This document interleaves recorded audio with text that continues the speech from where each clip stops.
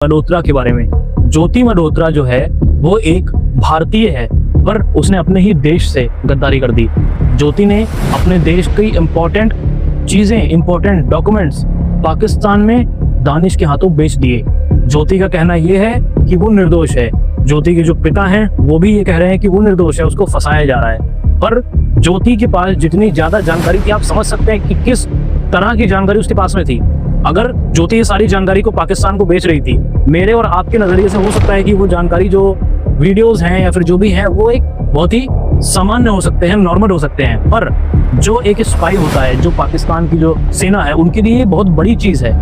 उनको हमारे देश की पूरी इंफॉर्मेशन पता होती है। हिसार का जो एयरबेस है, हिसार का जो सैन्य अड्डा है, या फिर अभी जो मेवात में पकड़ा गया है, वो मेवात का कैंट जो है, वहां पर सारी इंफॉर्मेशन वीडियो और एंड टू एंड इंक्रिप्शन के माध्यम से पाकिस्तान तक पहुंचा रहा था। भारतीय सेना और प्रशासन का यही कहना है। अब मैं बताता हूँ आपको किस तरीके से ये सारी चीजें काम करती हैं। देखो, अगर आपने कोई एक पाकिस्तानी के संपर्क में हो तो वो क्या करते हैं, वो ये दिखाते हैं कि देखो हमारे यहाँ तो यार इतनी खराब चीज़ें हैं, हमारे देश में इतनी खराब हमारी सुप्रीम कोर्ट है, हमारे देश में इतनी खराब हमारी संसद है। इंडिया में अगर उनका कोई दोस्त है या कोई परिवार का नागरिक है तो उससे पूछते हैं कि तुम्हारे यहाँ कैसा है, जरा मुझे एक बार बताओ, एक बार हमको दिखाओ तुम्हारे यहाँ कैसा होता है, तुम्हारे यहाँ सुना है कि बहुत अच्छा होता है। तो जो इंडिया में रहते हैं ये बहुत ज़्यादा मोटिवेट हो जाते हैं। ये क्या करते हैं, ये अपनी पूरी सुप्रीम कोर्ट के अंदर B wing, A wing, C wing, हर तरफ की फोटो खींच के उनको भेज देते हैं। और यहीं से शुरू होता है असली खेल।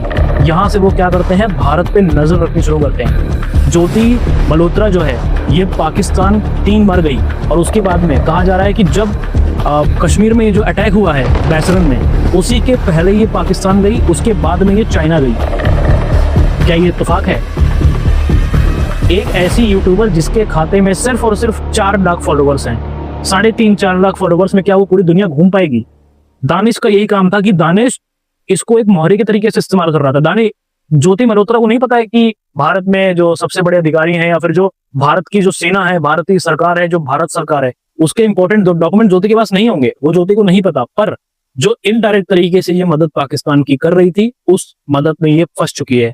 ज्योति मल्होत्रा के पिता कह रहे हैं कि ज्योति बेकसूर है, निर्दोष है, और सरकार का जो एक तंत्र है वो कह रहा है कि ज्योति ने इसमें गुनाह किया है, ज्योति पकड़ी गई है। दानिश, जिसके साथ में ज्योति पकड़ी गई थी, दानिश को 1 दिन के अंदर 24 घंटे में भारत छोड़ने का आदेश भारत सरकार ने दे दिया। भारत छोड़ने का आदेश इस वजह से दिया, क्यों? क्योंकि वो एक संवैधानिक पद पे था। दानिश पाकिस्तान हाई कमीशन में अधिकारी था, उसको भारत सरकार पकड़ नहीं सकती थी, इस वजह से उसको वापस उड़ा दिया कि तुम जाओ पाकिस्तान में, यहां तुम्हारी जरूरत नहीं है। और भारत की जो संप्रभुता है, जो अखंडता है, उसको तोड़ने का अधिकार किसी के पास नहीं है, और ज्योति ने वो काम किया। ज्योति ने अपने पैसे और शोहरत की भूख की आशा में जिस कदम पर वो गई, वो कदम उसको इतनी बर्बादी की तरफ घसीट के गया है कि पूरे देश में उसकी थू-थू हो रही है। अब मैं आपको बताता हूं कि जो पाकिस्तान की जो हाई कमीशन है, या पाकिस्तान की जो ISI है, वो क्या करती है। अगर सपोज करो, आप मानो कोई एक ऐसा इंस्टाग्राम या यूट्यूब का कोई ऐसा इन्फ्लुएंसर है जिसके मिलियंस में फॉलोवर है, तो ये उसको नहीं पकड़ेंगे। सपोज अगर किसी के 13, किसी के 14, किसी के 15 मिलियन में है फॉलोवर्स, मिलियंस में फॉलोवर्स है, करोड़ों फॉलोवर्स हैं, तो ये उसको नहीं पकड़ेंगे, क्योंकि उसकी तो ग्रोथ हो ही रही है। ये पकड़ते हैं छोटी छोटी जो प्यादे होते हैं, जैसे कि जो नए उभरते क्रिएटर होते हैं, उनको पकड़ते हैं, ताकि वो पैसे और शोहरत के लालच में आएंगे, और उसके बाद में इनके साथ में हाथ मिला के भारत की तरफ एक साजिश कर सकेंगे।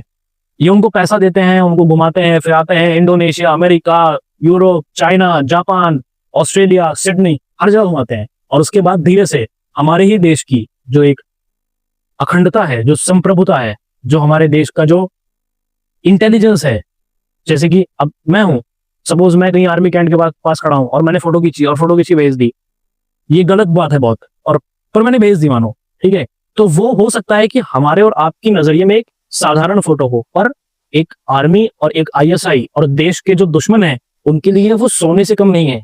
उनको उनके पूरे पोजीशन, पूरे टैंक्स, पूरे ट्रक्स कौन कौन से, सब कुछ पता हो जाता है। अब यहां पर यह बात उठ रही है कि ज्योति मल्होत्रा का आगे क्या होगा, क्योंकि ज्योति के जितने आस पड़ोसी हैं वो साफ साफ कर चुके हैं कि ज्योति घर में आती थी, 1-2 दिन रुकती थी, फिर भाग जाती थी। ज्योति घर में कोई मदद नहीं करती थी, और ज्योति के पिता का कहना है कि ज्योति बेकसूर है। ज्योति के साथ और 5-6 नाम आ रहे हैं, पर मैं ज्योति का ही नाम यूज कर रहा हूं ताकि आपको रिकॉल करने में आसानी होगी।